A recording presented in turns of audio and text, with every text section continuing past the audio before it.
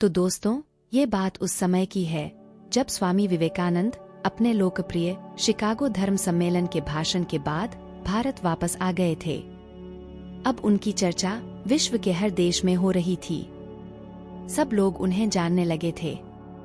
स्वामी जी भारत वापस आकर अपने स्वभाव अनुरूप भ्रमण पर निकले थे।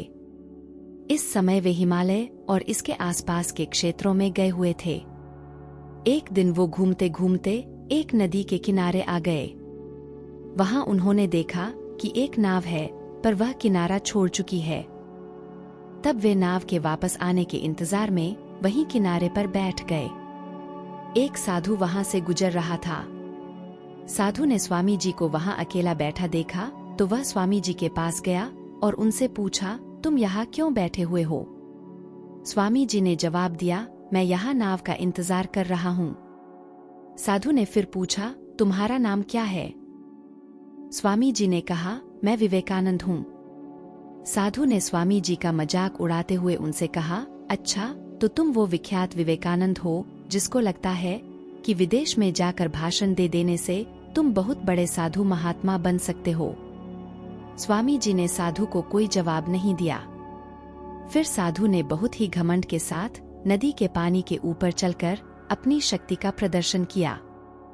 कुछ दूर तक चलने के बाद साधु ने स्वामी जी से कहा, क्या तुम मेरी तरह पानी पर पैदल चलकर इस नदी को पार कर सकते हो? स्वामी जी ने बहुत ही आदर और विनम्रता के साथ साधु से कहा, इस बात में कोई शक नहीं कि आपके पास बहुत ही अद्भुत शक्ति है, लेकिन क्या आप मुझे यह बता सकते हो कि आपको यह असाधारण शक्ति प्राप्त करने में कितना समय लगा? साधु ने बहुत ही अभिमान के साथ जवाब दिया, यह बहुत ही कठिन कार्य था। मैंने 20 सालों की कठिन तपस्या और साधना के बाद यह महान शक्ति प्राप्त की है। साधु का यह बताने का अंदाज बहुत ही अहंकार भरा था। यह देखकर स्वामी जी बहुत ही शांत स्वर में बोले, आपने अपनी जिंदगी के 20 साल ऐसी विद्या को सीखने में बर्बाद कर दिए जो काम एक नाव 5 मिनट में कर सकती है।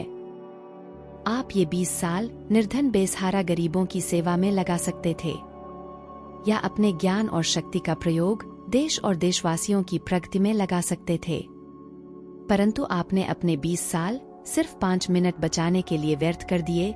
ये कोई बुद्धिमानी नहीं है। साधु सिर झुकाए खड़े रह गए और स्वामी जी नाव में बैठकर नदी के दूसरी किनारे चले गए। इस प्रकार इस कहानी ने हमें बताया कि ज्ञान और शक्ति का सही प्रयोग आवश्यक है। किसी शक्ति को प्राप्त करके यदि हम उस पर घमंड करते हैं तो यह मूर्खता है।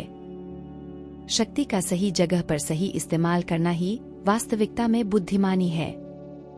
अगर आपके पास शक्ति है, ज्ञान है, तो अपने साथ साथ किसी दूसरे की मदद में इसका प्रयोग करें, शो ऑफ ना करें।